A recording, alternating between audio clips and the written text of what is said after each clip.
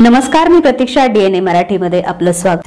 केडगाव परिसरात अल्पवयीन मुलाच्या अपहरण व अनैसर्गिक अत्याचार प्रकरणाने खळबळ उडवली असून या गंभीर प्रकरणातील आरोपींना कोतवाली पोलीस ठाण्याच्या पथकाने अटक केली आहे. पोलिसांनी मिळवलेल्या माहितीच्या आधारे त्वरित कारवाई करत आरोपींना ताब्यात घेतलं आहे. ही घटना उघडकीस आल्यानंतर परिसरात तीव्र संतापाची लाट उसळली आहे.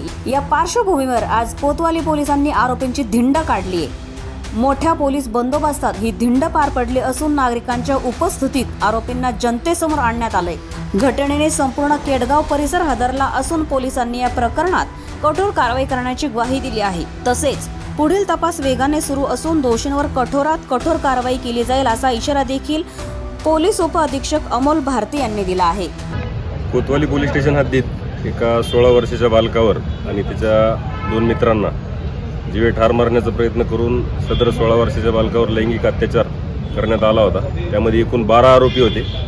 आरोपींच्या ग्रुपचं नाव रावण ग्रुप अशा प्रकारे त्यांनी ग्रुप बनवलेला होता आणि सदर ग्रुपच्या माध्यमातून ते सदर परिसरात दहशत करत होते.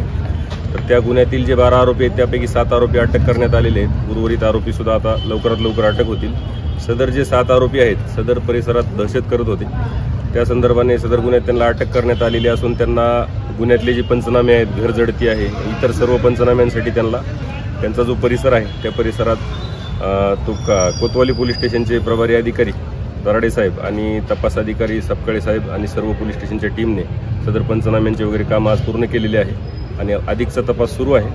आपल्या माध्यमातून मी फक्त सर्वांना एकच आवाहन करीन की सदर रावण ग्रुपच्या नावानं जर कोणी दहशत करत असेल तर तात्काळ कोतवाली पोलीस स्टेशनशी आणि आमच्याशी संपर्क साधावा. नागरिकांनी अशा कुठल्याही ग्रुपच्या किंवा अशा कुठल्याही गुंडांच्या दहशतीखाली राहण्याचे कोणतेही कारण नाही. कायद्याचं राज्य आहे आणि पोलीस सक्षम आहेत. धन्यवाद.